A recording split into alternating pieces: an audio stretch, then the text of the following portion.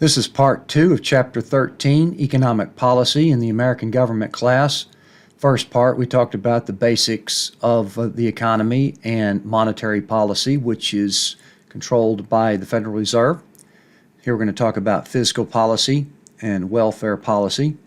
So fiscal policy is what we refer to as taxing and spending, which is the responsibility of Congress. So taxing, we have a progressive income tax, and that has been established principle for a long time that is considered more fair and more efficient for a few reasons. Progressive income tax simply means that the higher your income, the higher your tax rate. Now that, when you compare, for example, if somebody, well, let's just say we have a flat tax of 10%. Flat tax is also considered regressive, as we'll see here in a minute. A flat tax of 10%. So if somebody makes $20 million in a year, well, a flat tax of 10% means that they're going to pay $2 million in tax, which is quite a bit of money, but they still have $18 million to deal with. Now, looking on the other side of the spectrum, if you only made, let's just say, $20,000 in a year, and you still had a flat 10% tax, well, that would mean you'd pay $2,000 in tax. Now, that, comparatively speaking, is considerably more of a burden on a person that's only making $20,000 because that money could be spent on rent, health care, and food, things like that. So it's been a long established principle. Another thing that the progressive income tax does is this concept of tax elasticity, which means that if your economy is getting better and healthier and more people are making money, well, what that means is that more people are getting bumped up into higher tax brackets, so therefore you are increasing your tax revenue.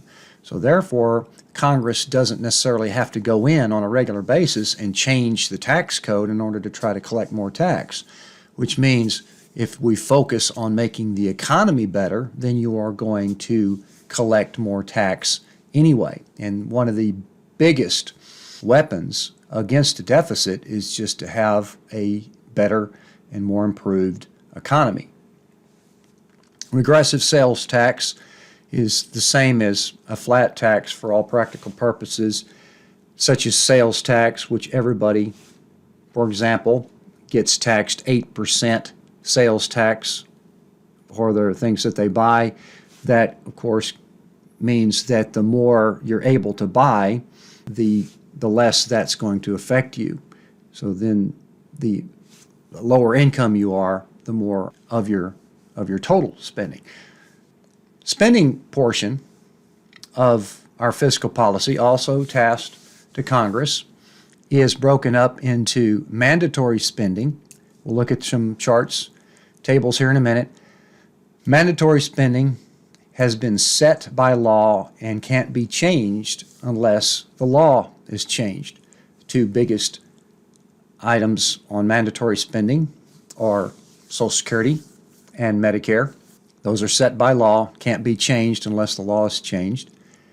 Discretionary spending is set annually by the budget. So every year, these amounts have to be approved.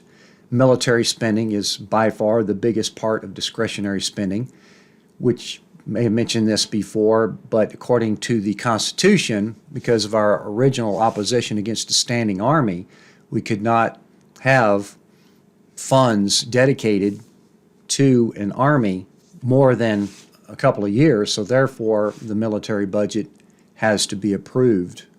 Redistribution is the overall process of figuring out what to do with the revenue that you collect. We've talked about transfer payments in the form of unemployment, for example, Social Security, Medicare, Medicaid, subsidies to corporations in order to protect them against foreign competition or to help them survive. Taxing and spending tasked to the government gets a lot of attention by political cartoonists. As far as the sources of federal revenue, breakdown around approximately 48% of all federal revenue comes from the individual income tax. About 9% of it comes from corporate income tax. About 35% of it comes from the social insurance, which is what we call our payroll tax. Excise tax, which is taxes on luxury goods, sin taxes, things like that. Other revenues coming through, such as tariffs. So that's the general breakdown of where the federal revenue comes from. Over the time, we've seen a interesting progression. Corporate income taxes, as we get into the 50s during the golden age of capitalism, we see that corporate income tax was a pretty sizable chunk of our federal tax revenue. Payroll tax, not quite so much, but as we see, that's totally flip-flopped. And as we get into today's world, corporate income tax, fairly small amount, payroll tax, considerably larger chunk. Individual income tax is pretty much about the same as far as percent of federal tax revenue over that time. Looking at spending as a percentage of total spending here, the main thing to notice here is the difference in the discretionary and the mandatory totals. They've kind of flip-flopped as well. The discretionary budget in 1965 was about 66% of the total budget, 32% now. So over that time, discretionary budget has gotten smaller, but the mandatory budget, which was around 27% in 1965, is now around 62% of the total budget. And that has a lot to do with aging of society and the increasing costs of health care. So we're breaking it up into two parts. This is mandatory spending, which is set by law. As you can see, Social Security, a big chunk of that, and the major health expenditures. This includes primarily Medicare, Medicaid, income security. That's literally paying the interest on the debt. It's one of our higher expenses. Veterans programs. Looking at discretionary spending, I've already mentioned that military spending is the biggest chunk. It's a little over 50% of the entire discretionary spending budget. And since that has to be approved annually by Congress, that's one of the reasons why defense spending has the potential to be low-hanging fruit as far as making cuts in order to try to save money or to lower government spending or try to balance the budget, those types of things, because defense can be altered potentially from year to year, whereas those other mandatory spending items have to be changed by law. Current administration, however, has picked up on defense spending. Somewhat ironic because of the agenda to be less engaged in foreign affairs, but that's been offset by a little bit more of a nationalist-leaning sentiment. As far as just a breakdown here, looking at how much is spent per $100, so these are equivalent to percentages as well. Again, Social Security, health, and defense, by far the three biggest items that we spend in our federal budget. But one thing I wanted to notice here is down here, foreign aid is only about 1% of total spending. And the perception is that spending on foreign aid is considerably higher than that. So that's something that's an interesting finding. When you poll people, they typically are putting that around 20 to 25% of our spending on foreign aid when it's only about 1%. Looking at the breakdown as far as the tax rates, top 1% go to the highest tax rate, lowest quintile, lowest 20% lowest tax rates there. So that shows you how they have been relatively stable, but in the last recession, all the tax rates dropped down a little bit and then picked back up. It's interesting to note that as a function of our unequal system, this is not meant to say what's right, wrong, good, or bad. It's just somewhat expected in a system where we do have considerable inequality. We noticed is that as far as who's paying what, as far as federal taxes go, the bottom 2/5, this means about over 40% of all of the Americans are a net negative in paying income tax. So almost one half of Americans effectively don't pay any income tax. So that's why the tax burden is pretty much put on the top 3/5 here. Looking at another recent study, about 44% of Americans pay no net income tax. The main reason for this is that the income of a very substantial amount of people in America is not high enough to really pay a net income tax. So therefore, they're on average receiving slightly more benefits than they're actually paying in to the government. So let's talk about welfare policy, and this word welfare itself tends to get a negative connotation as being a handout to people that are looking for handouts or that are dependent on that. But welfare policy is a very integral part of democratic societies and is evolved for a long time. And it's what you might call a byproduct of a relatively successful, healthy, prosperous civil society in general. That as society gets more successful, more prosperous, then they start looking at what our problems are. Why do we have people that are starving to death? Why do we have people that are living under bridges? Why do we have people that are living in abject poverty?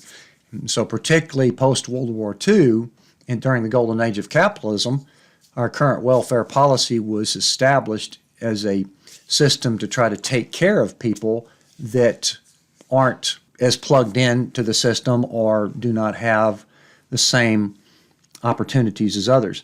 So looking at some of our major welfare policy programs, Social Security, Americans are looking at getting the benefits from once they retire, very popular support.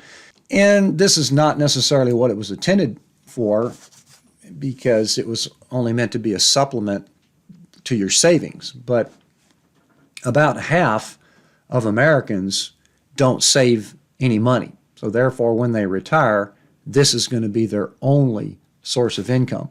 And it's called an entitlement, which also gets negative connotations, but the term entitlement means that it's a mandatory benefit that cannot be revoked without due process of law. So once you get to be 65/66 years old, you automatically qualify for that program.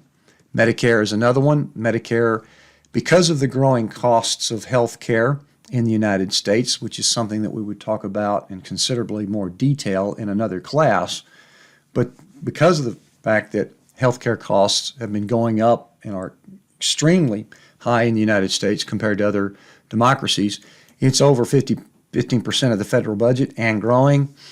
And government does not have a whole lot of control as far as regulating that because of manpower, and because it's a mandatory program, the payouts have to go out to the people that submit claims, and there's not a whole lot of opportunity to catch fraud until after the fact. We'll look at some examples here in a minute. But those are the two of the three biggest expenses in federal government. For example, in June 2016, the Justice Department arrested 300 people for Medicare fraud, $900 million in fraudulent billings. And these were not people that were needing Medicare benefits. These were almost exclusively healthcare officials or professionals or healthcare workers that were committing these fraudulent billings. One of the examples in a couple of cases was the Medicab type company that goes to pick up Granny Jones to go take her to her doctor's appointment because she does not have a means of transportation or she can't drive because she's old. Not a bad system, not a bad program to have out there, but if the Medicab company starts making up trips and fraudulent billings to Medicare, that might get caught eventually. The scooter store actually went into bankruptcy because of overcharging and fraudulent billing for scooters that people were not receiving, or they were either overpricing or upgrading what the person thought they were going to get and then overcharging Medicare for that. So it's pretty rampant. 50% of it is from the home health care industry, 25% from pharmacy fraud, and estimated to be about $60 billion per year. And that's estimated to be around 20% of the entire Medicare budget, which is an astronomical amount of money that is hard to catch because of the payouts go out first and then it gets investigated later if there is reasonable suspicion to investigate it. Looking at some more of the programs from welfare policy, public assistance programs include TANF, which is the actual welfare program per se. That's temporary assistance to needy families. We'll look at an overall chart here in a minute. Supplemental income, that's what we call disability, also potentially liable to fraud, where in times of recessions, people run out of unemployment benefits, and then they might find a lawyer that would be able to get them disability by coming up with some sort of ailment in order to get benefits that way. Medicaid is probably the second biggest spending at the state level, education being the biggest expense for the most part at state levels, but Medicaid counts for about 24% of states' spending. That is medical services to the poor, so you have to qualify for that. Food stamps, also called SNAP, Supplemental Nutritional Assistance Program, approximately 43 million Americans receive that. That spiked also during the recession. Here's an overall table that gives you some perspective looking at the direct cash transfer types of programs, those TANF as disability. And you can see that the national government funds those programs. State administers the TANF program. That was part of that devolution process that we talked about before. In kind means the government is providing you these services, not payments. So food stamps, you're actually getting a stamp that would give you the food products. Medicaid is where they're paying for the medical services, child nutrition. And as you can see, most all of these are funded by the national government. Medicaid is partially funded by the state governments. And then our major social insurance programs, Social Security, also funded entirely by the national government. Medicare, we've talked about that, funded by both the national and state governments. Unemployment, typically funded by state governments as well as the contribution of private businesses. Workers' comp, same type of thing. Veterans benefits, also funded by the national government. That gives you a good breakdown of the major social welfare and social insurance programs. Now let's talk for a few minutes here about the techniques that government does for directing the economy. First of all, we'll talk about promotional policies. These are policies where the government tries to incentivize your behavior to do something that the government or society that elects the government would like you to do in order to try to help our economy. And these are called the carrots. So we're looking at the carrots versus the sticks. You may have heard that analogy where if you dangle the carrot in front of the mule will start moving towards that carrot. And of course, we'll never reach it because it's continuously being held out there in front of him. So we'll look at the sticks policies here in a minute, but these are the carrots, promotional policies. So we are looking at things like subsidies. These are grants of money or services to private firms to promote activities that are desired by government. We would get into protectionism a lot more in a different class, but protectionism is where government is assisting the domestic industries in making a product to be able to charge it at a lower price, so therefore they can compete with foreign companies that might have more advantages, such as a cheaper labor pool. Therefore, we are trying to help our domestic industries through these subsidies. Contracting is another promotional policy to where the government can get things done, and hopefully there's a win-win situation here where it can put private companies to work by contracting them to do government services. So the government hopefully should be able to save a little bit of money on that because they can get the bids. The private contractors would bid on that. And at the same time, the government could set the conditions. So the win-win situation is that the government is outsourcing this service, hopefully saving some money by doing that, and at the same time should still get the same quality of service because they are requiring that private contractor to do the same thing that the federal government would be required to do. So this also encourages the safe practices, and at the same time the contractor would bid on it so that they could make a profit on that. Licensing, we've touched on that before, something that the government kind of entices people, individuals, workers, companies in order to be qualified at what they do in order to make the better wages, and that grants them a privilege to operate in that particular profession or industry. And of course, this could be considered somewhat of a kind of a punishment as a result because it's illegal in many cases to operate without a license. But the general idea is to promote a safer workforce by having these licensing requirements. So those are 3 examples of promotional policies, techniques that the government uses for directing the economy. Now let's talk about regulatory tools. These are what we call the sticks part of the process because as opposed to dangling the carrot in front of the mule, here's where you use a stick to slap them on the rear to get them to move. So you can see the analogy there. These types of techniques are designed to discourage undesirable behaviors. Now, police regulation, that's one of the biggest things that we do in our society is we enforce the law. We arrest people that break the law. People that break the law, once they go through due process, they could get convicted and go to jail or go to prison. So police regulation is something that we're preventing people from doing that could harm the economy. For example, from stealing, from fraud. Administrative regulation, that's another regulatory tool that the government uses, and these are penalties typically to companies to discourage things like pollution or immoral, indecent behavior, unsafe conditions. You can get fined. So the EPA or OSHA sets these regulations, and companies have to follow these regulations in order to improve the safety and the environment of their workers. Otherwise, they could get fined.